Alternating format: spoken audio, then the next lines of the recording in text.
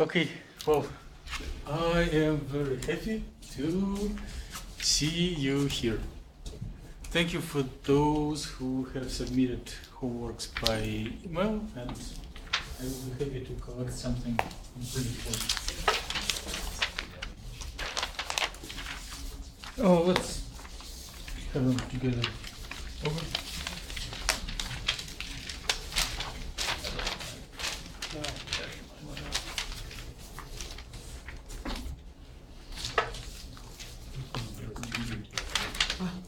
Oh, I had to do this bigger one. So I did half on the other side.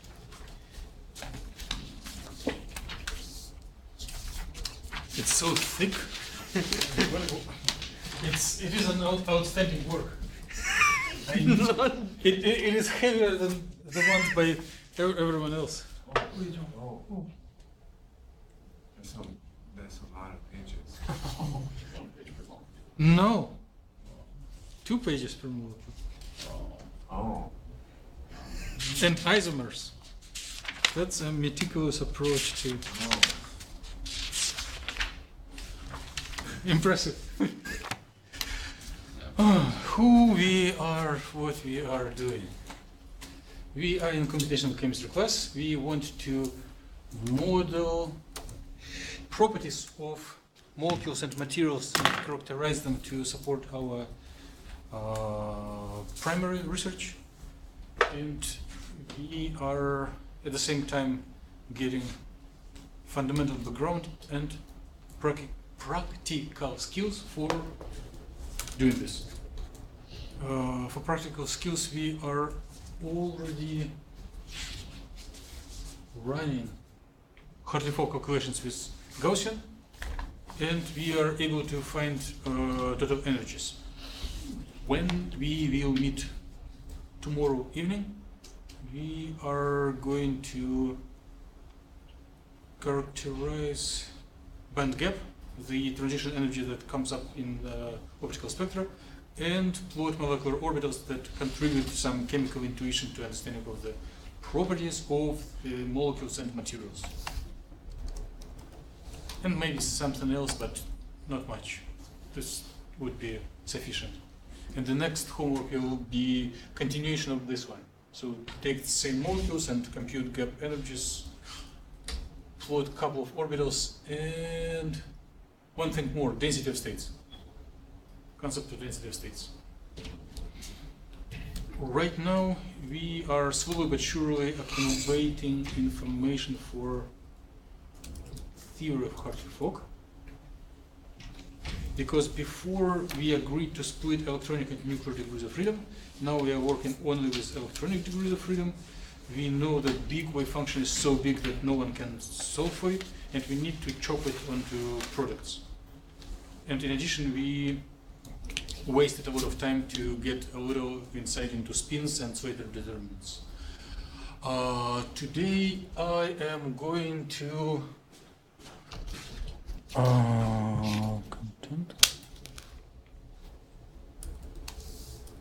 lie to you for about 20 minutes. So it will be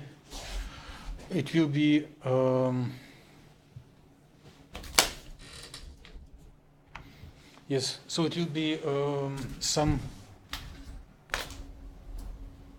not completely wrong, but not practical concepts, but it will be like a pedagogical step. If you take this little lie that I will provide today, then I will tell what was wrong, and then we go much quicker to the rest.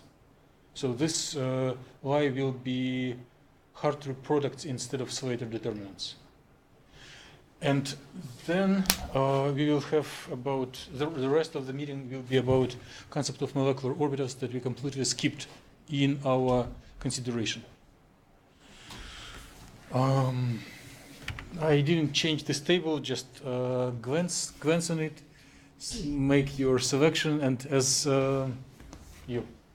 selection in your mind, as soon as we go forward, you'll get to orbitals, gap, density of states, and you will feel better what is your preferred task or not preferred, so that you are not blindly choosing what you like. And the time of election of your presentation subject will be soon.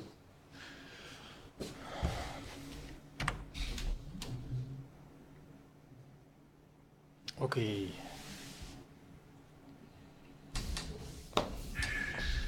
So here is the time for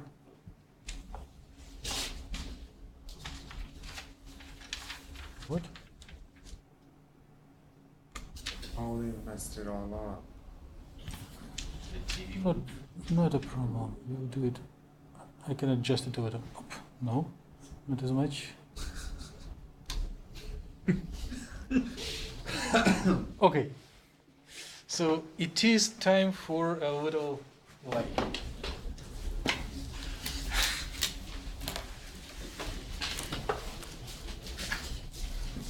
So if you are busy with something else or bored, you do not need to take notes. It's not required because you predominantly know that there will be a lie. So suppose we have our favorite figure with pluses and minuses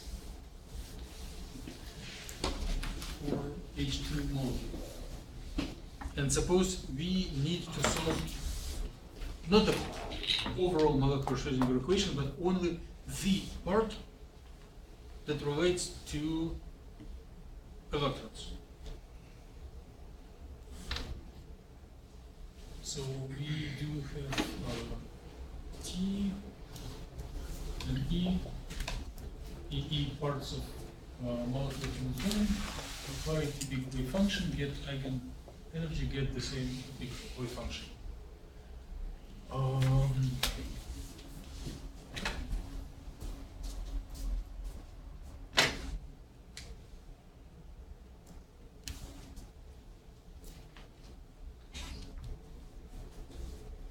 Just to avoid writing integrals many times, we adopt direct notation.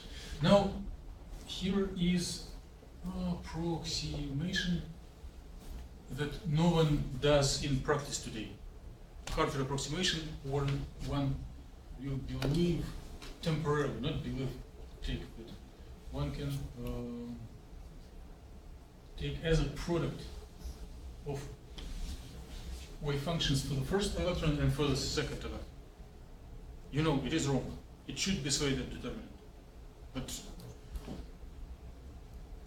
we are saving time. Now, the goal is to solve all the time only one electron equations.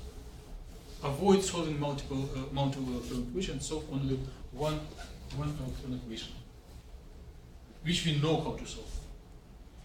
So how do we convert this two electron equation into one electron equation?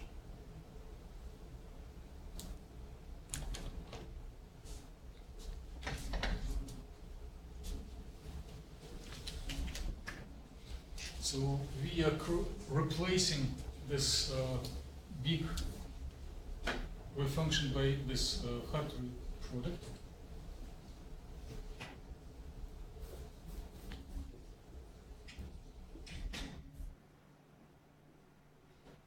And suppose we need to have an equation for phi 1 only.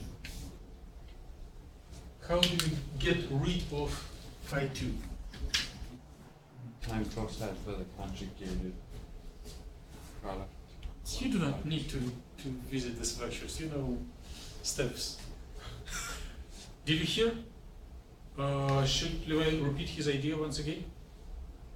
So we do know that if one has this phi 1, phi 2, and one multiplies it by, just artificially multiplies it by phi 2, then these two parts, due to orthogonality, will vanish, and then one will get the only wave function for first electron. So it will be fine with left part, and we will try to apply the same for the right part. So place here conjugated to here and here. And just see, let's see what happens.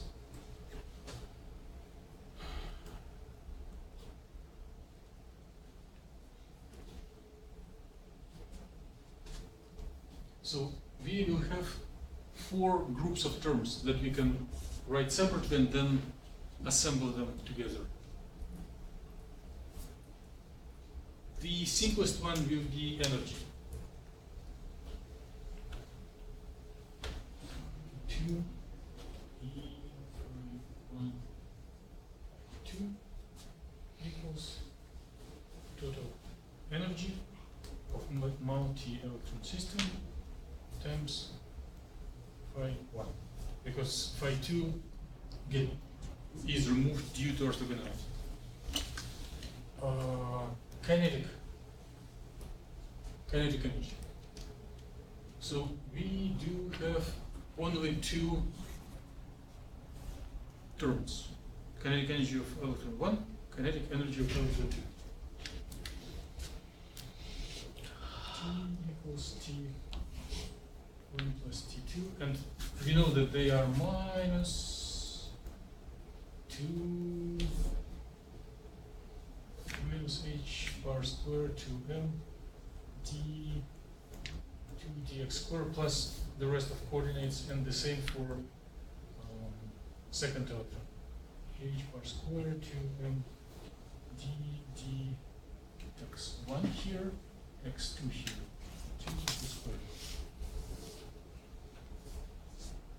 So if we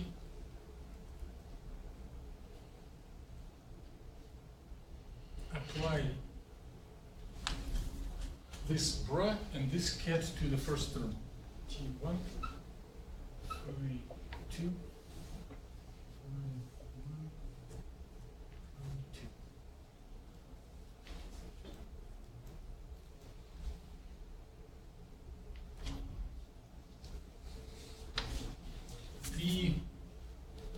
the kinetic energy for the first electron does affect wave function of first electron and does not affect the wave function of the second electron. So you can migrate this part into here, get rid of them due to orthogonality, and tell that it will be operator T1 multiplied by phi 1. So it is operator. For the second one, T2, phi 1, phi 2, phi 2. It doesn't affect first electron, but it does affect the second one. So you can place phi 1 out of brackets and put here phi 2, phi 2, T2. And if we do have wave function depending on the second electron and operator affecting on the second electron, it will be a number, a matrix element.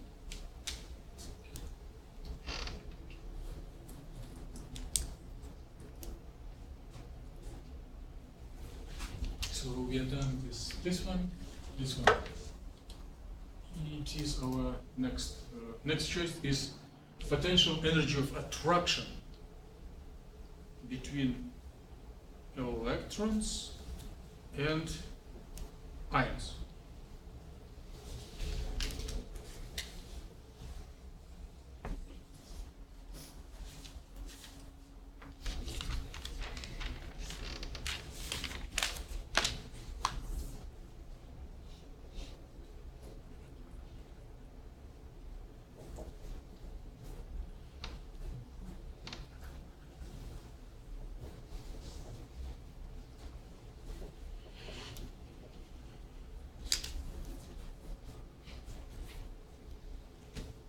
So I'm just a little lazy to write down coulombic terms, but we do have two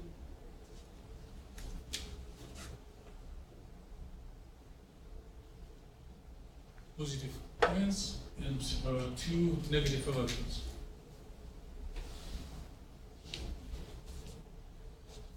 And we can create 4 pairs if we consider pair of ion and electron.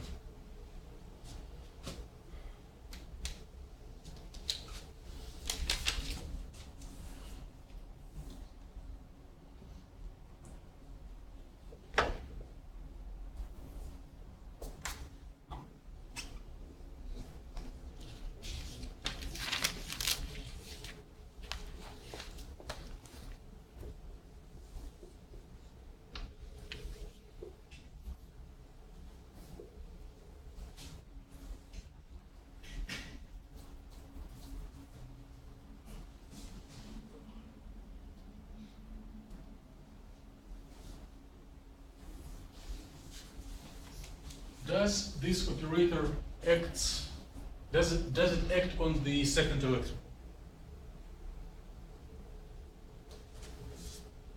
So we can contract the Bryant cat for the second electron and have it as an one-electron operator that acts on the wave function of first electron. See, before we had something that was multi-electron operator. We did this trick that Levi has suggested us, and we are getting one-electron operators.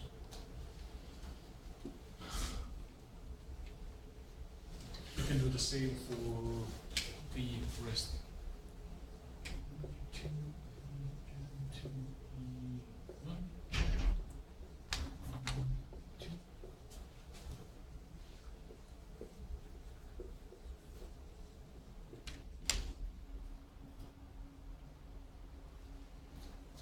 It also does not act on the second electron because it depends only on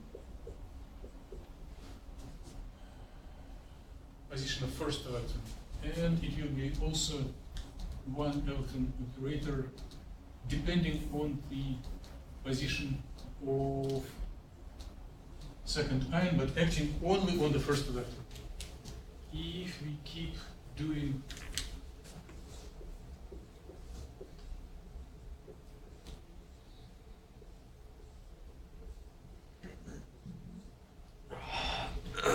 terms, and we are coming to the terms that include second electron.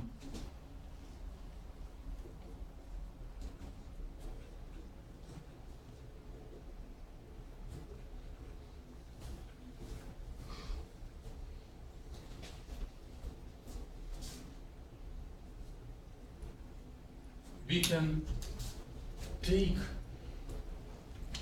phi 1 out of brackets and in the brackets we will have a number, a contraction of operator with the wave function that depends on second electron, which will be a number. So you can put V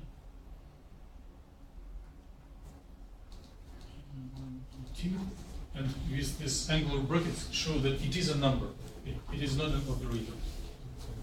It heads, and here is average number. And then it is just a number staying in front of wave function for the first electron.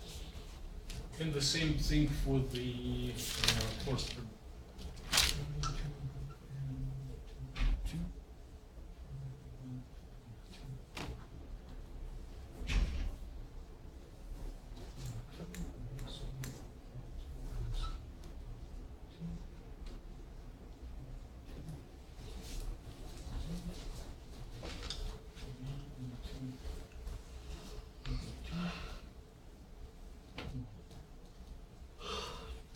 So by now, the idea by Levi was working perfectly.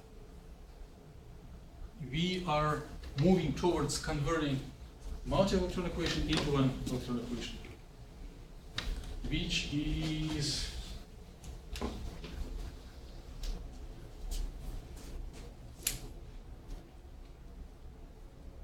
completely problemless until we see this electron-electron interaction.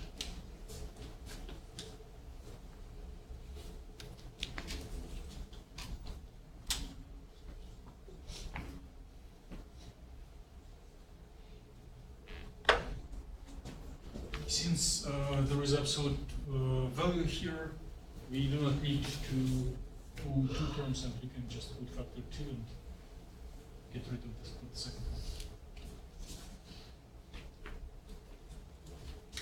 And here is, so remember, everything I'm telling you is lie, or approximation, non-practical approximation. But right now is the most interesting part of this lie. 2 divided by 1, so 2.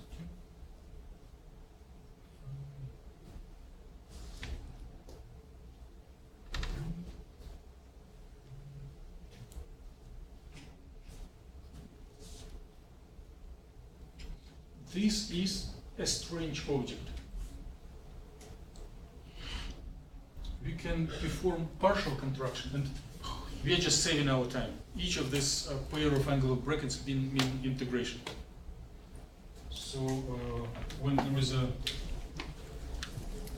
this and this bracket, it means integral dr2 phi 2 star phi 2, and then something in between, right? So we can integrate this part over variable, over position of the second electron, but we cannot contract it in respect to the first electron. So it will be neither fish nor meat. It will be like a hybrid between number and operator.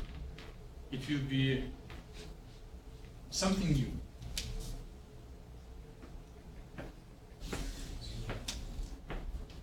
It will be an object that is already averaged over second electron, but it does act on the first electron as an operator. I even do not know, or do not want to declare a name for it. Let's keep it in this explicit form. Okay? So this average operator that takes into account state of second electron.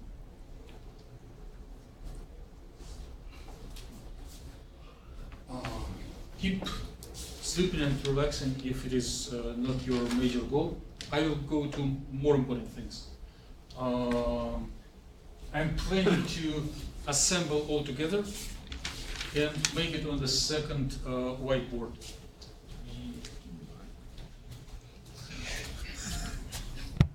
Only math so far.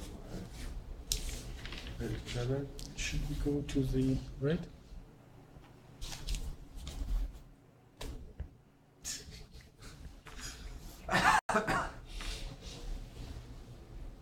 More. Oh, too far. No, too far. Back.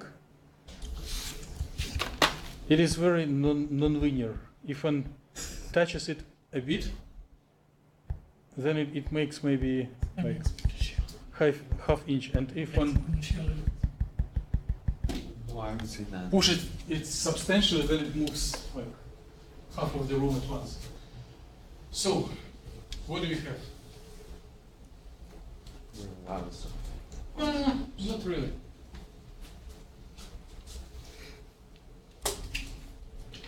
Oh, I have an idea. How to make the life simpler. Life, not the overall life, but life in the class for this lying exercise. Let's place all numbers to the left and all operators to the right. It's not a big discovery, but it will help to organize. So numbers and all operators. And if you place everything that was on the all numbers to the left, then the first term will be the total energy. Times wave function, yes. E total times what is the next term that is number? Minus kinetic energy of the second order, right? Times phi1, yes. What else? So The we electronic energies. The one that says number. those are yet operators, but those two are numbers. So minus V E1 E2 times phi1 minus V N2 2 times phi1. And we can combine this all together and tell that it will be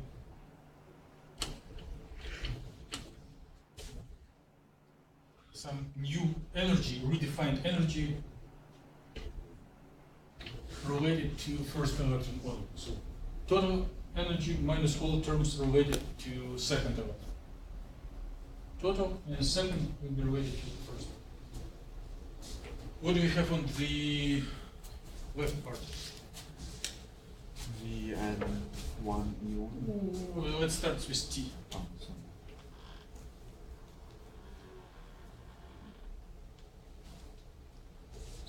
T1. And we will put phi1 in here. So T1. Then these two guys.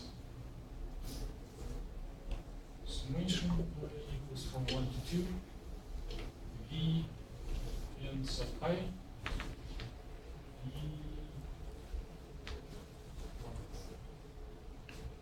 Right? So it is Coulomb energy of attraction between our first electron and the ions. And plus 2, 1 R1 minus R2, 2. Plus this strange object that reflects contribution from the state of second electron to the state of the first electron.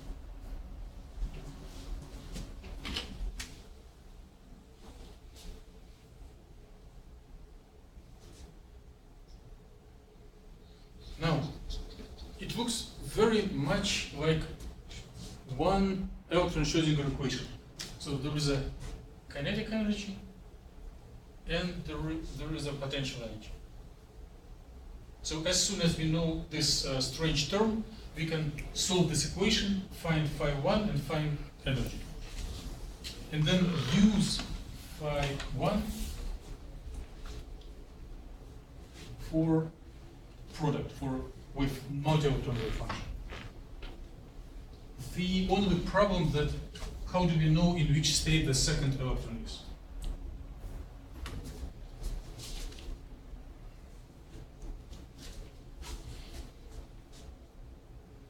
But electrons are indistinguishable. No one prompted us to average over the second electron. We can start it averaging over the first electron and do completely the same.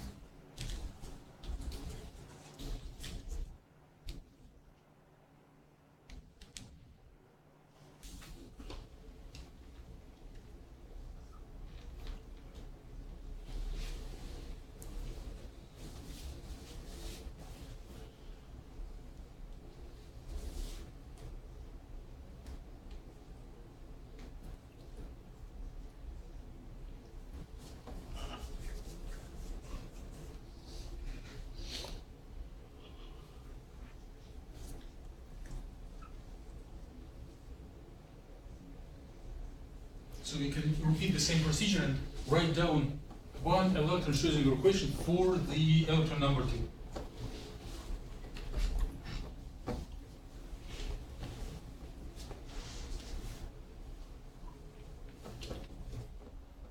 So then we do have a procedure which is not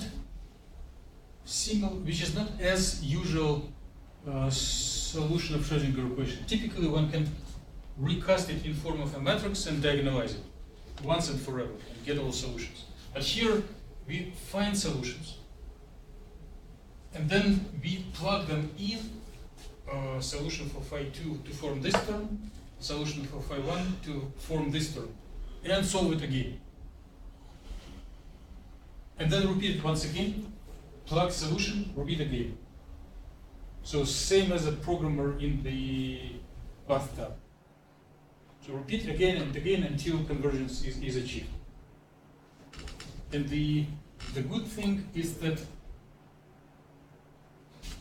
the equations do not have any specifics about second or first electron. One can do it just once and then use the same solution to build the same term of interaction and solve it again. This will be a Hartree without Fock. So it will be like H theory that no one is using. So it provides substantial error. So qualitatively, in some cases, it can be used pedagogically, but it doesn't help if one needs reasonable agreement with experiment. So we consider it as just an overview of what is possible. In practice, one needs to do it with Slater determinants instead of Hartree products. And then the form, the expression for this additional term, what's the name for this term? So it's a contribution from background charge of all but one electrons, right? If you remove one electron, then the rest of electrons create background electric field. And right now it is in oversimplified way. If we take into account that multi-electron wave function is represented as Slater determinant, then these terms will become a little more advanced. And this will be introduced on Thursday. Now I am done with this little light, and I'm going to show some slides on a little bit different subject. So we are accumulating components of Hartree-Fock theory. Any questions about this this part? So putting your guess solution, and then, your guess wave function, getting that, putting it back in as SCF, or is that? Yes, yes. Okay. Softness. Okay, so it is very impractical.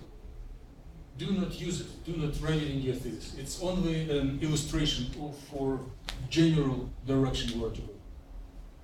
The true theory looks a little different.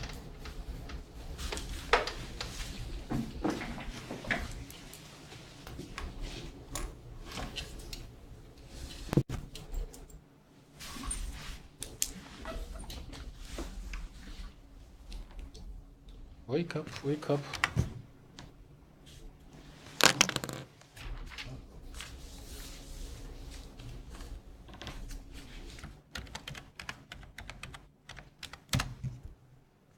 So we apply this contraction, split it kinetic terms onto operators and numbers, split it potential attraction to ions to operators and numbers. Notice that there is a special term for electron-electron interaction which is neither fish nor meat. It averaged over position over state of second electron, but it acts as an operator to the first electron. And then we rearrange, reset energy in new terms and have two equations which actually identical that can be solved not by diagonalization, by self-consistent procedure. Done. General direction. Now there is a so-called variation principle. So if you look into textbooks about Hartree-Fock theory, it will always start with the variation principle. And the idea is very simple. If we accept principle of least action, the lesser activity I perform, the happier I am. Or the principle of minimal energy. So if the system is in equilibrium, it should find its minimum of energy.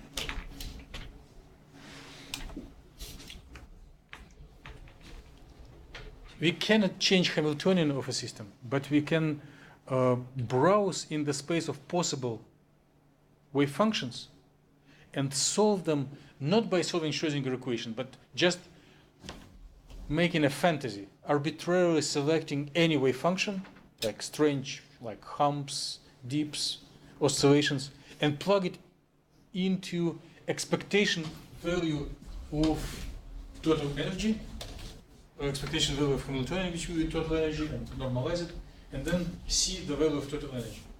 So if we scroll through several fantasies, several random wave functions, some of them will give higher energies, some of them will give smaller energies. And it is an idiotic wave solution. It is not very practical, but there is nothing wrong. If you have infinite limits, we can do random number generator for building crazy functions, plug them in, and those of them that provides smaller total energy will be the right one. So throw away everything we did before, forget about solving equations, just randomly generate and plug them into such matrix element.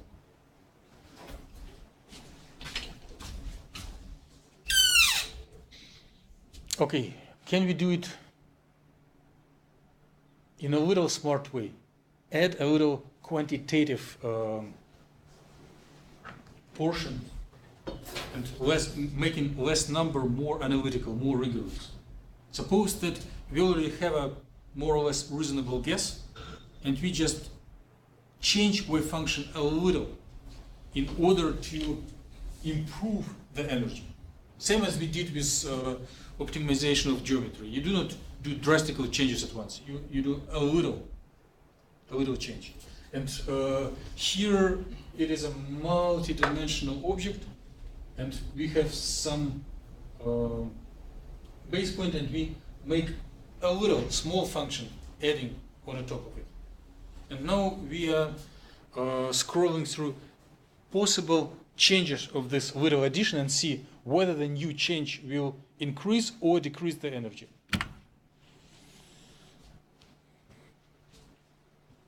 Like if this is a base wave function, a true wave function that we do not know yet, and our trial function will be the true one plus little addition, like adding together. This is an example of one-dimensional, but we will be doing this multi-dimensional. And then one plugs it into procedure for expectation value of energy, computes energy, and check whether it provides increment or decrement of the total energy.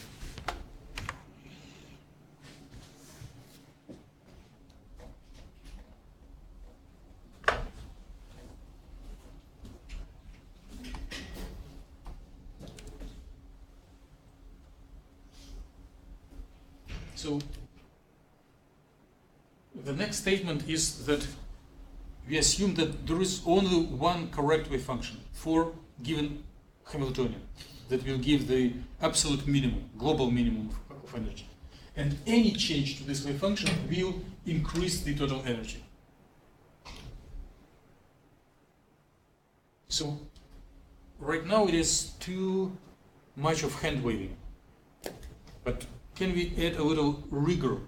Can we make this variation of the wave function specific, countable?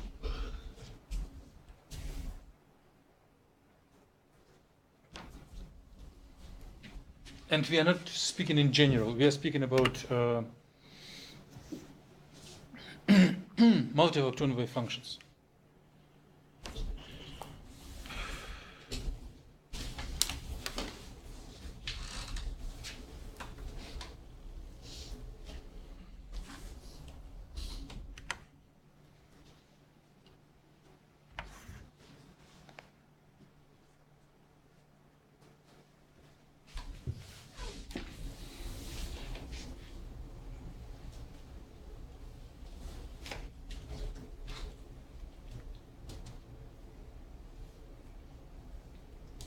No? No? Okay, good. It is more speaking than showing anything right now. So before, intentionally or unintentionally, we missed an important concept. We agreed that there is an unknown multi-electron wave function that will describe a molecule on one hand, but on the other hand, we do have hydrogen-like atomic orbitals. And these atomic orbitals are building blocks. But how do we use these atomic orbitals to construct multi-electron wave function? Is it sufficient, or there is something in between? For example, if you do have H2 plus molecule, we have only one electron. And intuitively, we understand that this electron, two protons, one electron. That the ground state of this molecule will not be a product of atomic orbitals. It will not, the electron will not be either on one or on the second. It will be smeared over both ions, right? So two ions and electronic cloud covers both of them. If you use your previous experience and chemical intuition about molecular orbitals for like hydrocarbons or aromatic rings, there are orbitals delocalized over several ions. And it is a concept of molecular orbitals. So the missing point is molecular orbitals. So molecular orbital is the linear combination, not product, summation of several atomic orbitals put together. So a molecular orbital is spread over several ions. But molecular orbital is one electron object. So if we learn how to construct, not we, stupid computer, learns how to construct molecular orbitals out of atomic orbitals, then they are higher level building blocks, panels for building multi-electron wave function. So the procedure of how these molecular orbitals will enter into Slater determinant and form overall electronic wave function is well defined. Hydrogen atomic orbitals are also well defined. We cannot tweak them. There is no cheating is not allowed. Hydrogen orbitals are hydrogen orbitals. But the way how we construct molecular orbitals out of atomic orbitals is free. We have freedom. We can construct them in a different way. There are no theorems restricting them for anything specific. At least we can try to compare different ways of building molecular orbitals out of atomic orbitals. Objections? Criticism? Questions? What are we missing? We are missing connection between we are missing connection between variational principle and molecular orbitals. What is the connection? Anyone wants to guess? Slater? No. Slater, let him be in peace. So Slater cannot be changed, and atomic orbitals cannot be changed. But we want to change overall electronic wave function in order to minimize energy. The coefficients for each. Yes, the way how we construct molecular orbital out of atomic orbitals can be varied. And these are our variables that we will tweak until we get the minimal energy. Does it make sense in this mumbling? Let's go to maybe a little bit more rigorous.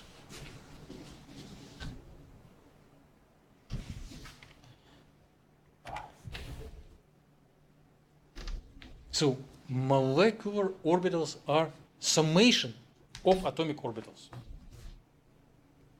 Period. Course can be completed here. All ideas are really, the rest is just incremental development. Now you have all intellectual components to build theories or understand what they are. So this is a tribute to tradition.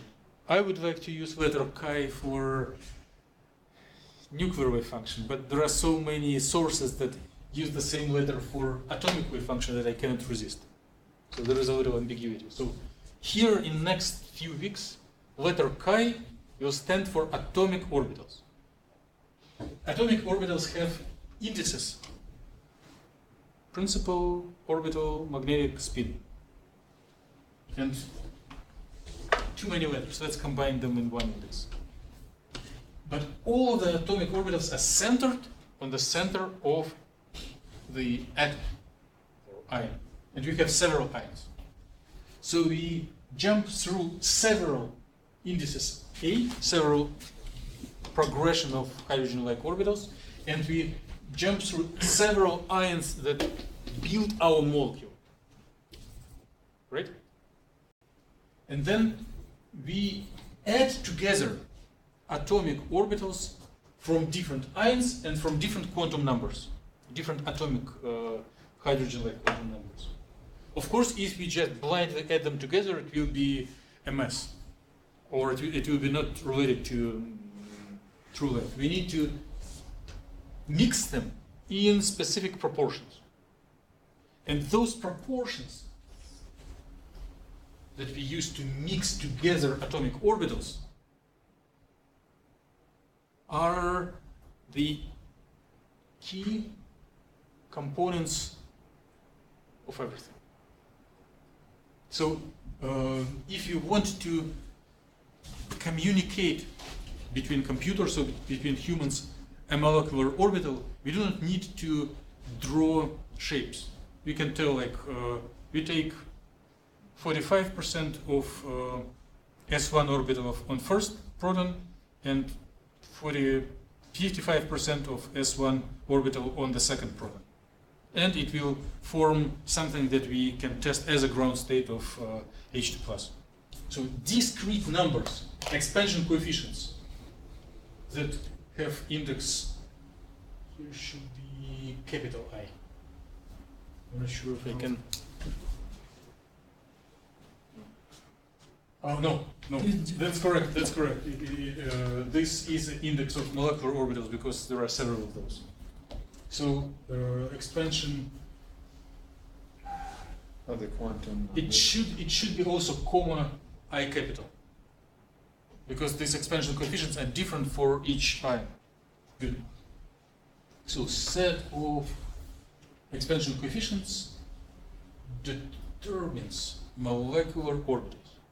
And actually, when we solve those equations, so the equations that this time will replace those, we will get molecular orbitals. So one electron Schrödinger equation that takes into account positions of ions and interactions with other electrons are the equations for molecular orbitals that generate this one electron molecular orbitals that later are inserted into Slater. Okay? So Slater uses not atomic but molecular orbitals. Questions? Objections?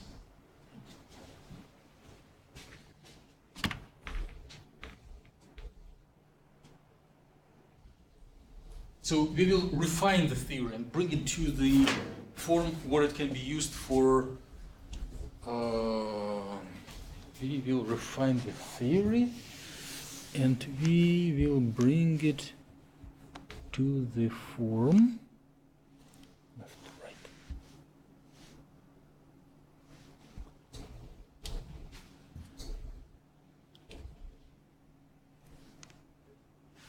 I'm just trying to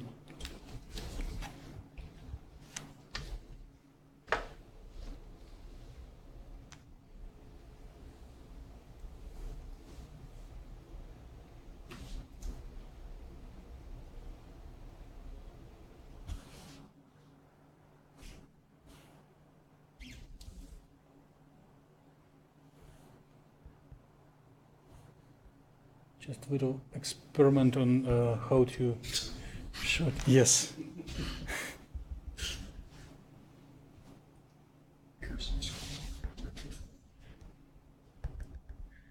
More.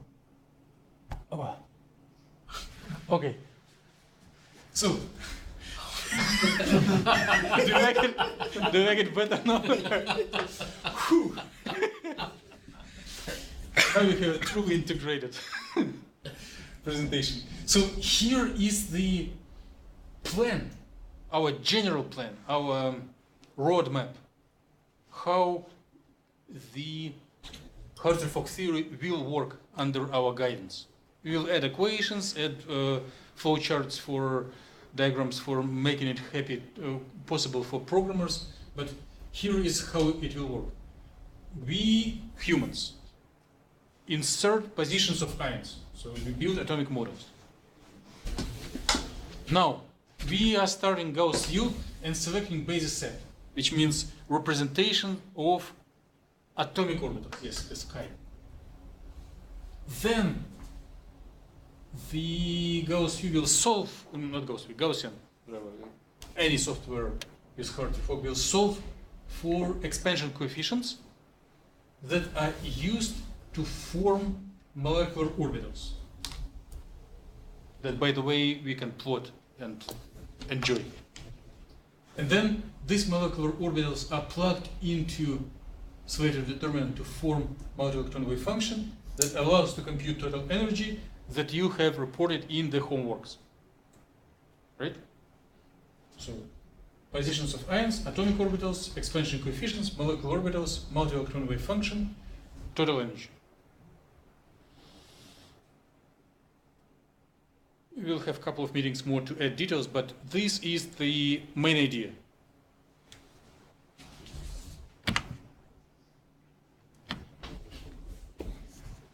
Here is something we discussed before. Like, in this streamline, what can we change and what we cannot change? So, atomic, coefficients, molecular orbitals, wave function, total energy. If it is eigenstate. So we cannot change atomic orbitals. If we are finding true state of a system, it should be the same as in the nature. We cannot change it, neither total energy nor wave function. But we can change expansion coefficients and molecular orbitals. So basically, Hartree-Fock theory, with all background that we already got by now, is a set of equations to find expansion coefficients of molecular orbitals, which is much, much easier than any problems that we considered before. So there are so many molecular orbitals and there are so many expansion coefficients. So it's just matrix set of expansion coefficients for each molecular orbital. This is doable, and computers are doing it for us, as we saw in the homework.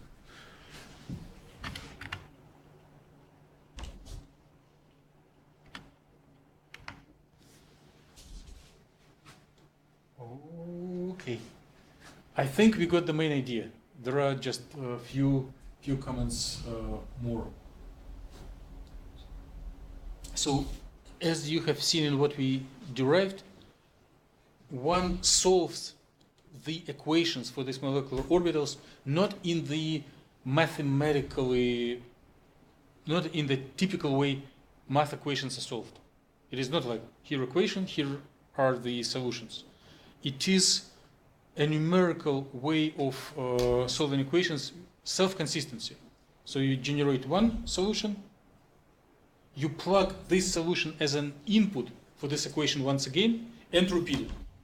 And you repeat it until some criteria, such as total energy, will not converge or will not minimize. And therefore, equations for computational chemistry are not solved by humans, by pen and paper, but they are inserted into computers, because we need to solve it again and again until convergence is achieved. So self-consistent procedure. SF.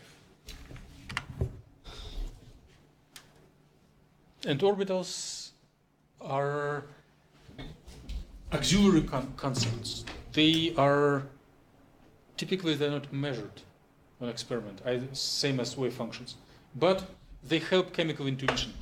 One can, if you have enough practice in organic chemistry, you can tell, okay, bonding orbitals, there is a stronger bond, or one can look onto hybridization and tell that based on this shape of molecular orbital, it should bend or not bend the angle between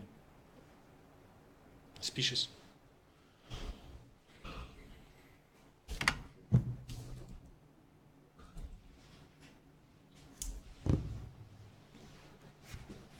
So we are speaking about the same idea again and again at different, with different words and a different angle. So when we started, we used term molecular Hamiltonian. If we had quantum theory before, we used always Hamiltonian is operator of energy. But now we want to show respect to Fock. And when the one-electron operator, an analog of Hamiltonian, is used to construct molecular orbital, this is a little different from Hamiltonian. This has an additional term. Therefore, it is called Fock operator. So Fock operator is almost the same as Hamiltonian, but it has an influence over the rest of electrons.